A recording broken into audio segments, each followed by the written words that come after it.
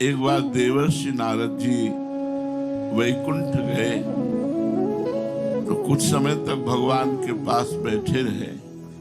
जब उठ के चले तो वहां जगह में जल छिड़ककर प्रक्षालन किया जा रहा था। तो देवर्षि नारद जी किसी कार्य से लौटे तो देखा कि प्रक्षालन किया। तो उनका प्रभु ऐसा क्यों? उनका तुम भक्त तो हो लेकिन निगुड़ा हो,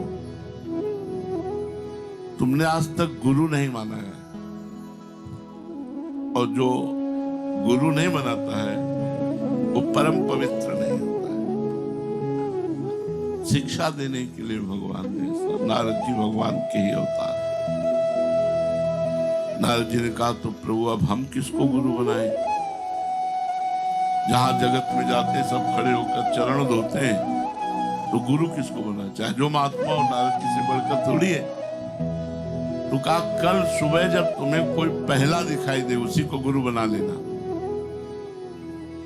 तो प्रातःकालीन बेला पर जे ही निकले तो कांधे पे मटकी बांधे हुए दोनों तरफ, और पानी भरने का वो काम करते थे। वो बड़े घरों में पानी भरने का काम करते थे, कुआं से नदी से जल भर लाए और उनके घरों में भरते थे। तो भाई उनको क्या गुरु बना? न परमार्थ का ज्ञान, न पानी दूसरों के घरों में भरते हैं।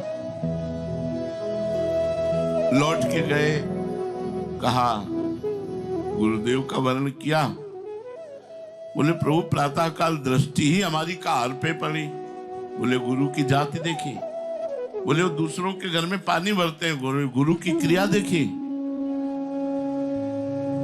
गुरु की जाति देखी और गुरु की क्रिया देखी, और गुरु तत्व को नहीं देखा। जाओ मैं श्राप देता हूं, 84 लाख योनियों में तुम्हारा जन्म मरण हो। अब देवर्षि नारद जी तो घबरा गए, भगवान के चरणों में गिरे और कहा प्रभु ये तो बहुत 84 लाख कैसे? बोले इसी का निवारण गुरु करता है, उन्हीं गुरु कर। बोले पता? बोले फिर सुबह जाना। और कोई थोड़ी था, भगवान ही थे, वही रूप धर करके गए चरणों में मिले। गुरुदेव भगवान मैं आपसे दीक्षा लेना चाहता हूँ। बैठे, पूरी बात बताई, उन्होंने दीक्षा दी। उनका भगवान ने साफ दे दिया कि 84 लाख योनियों में भ्रमण करो। बोले अच्छा।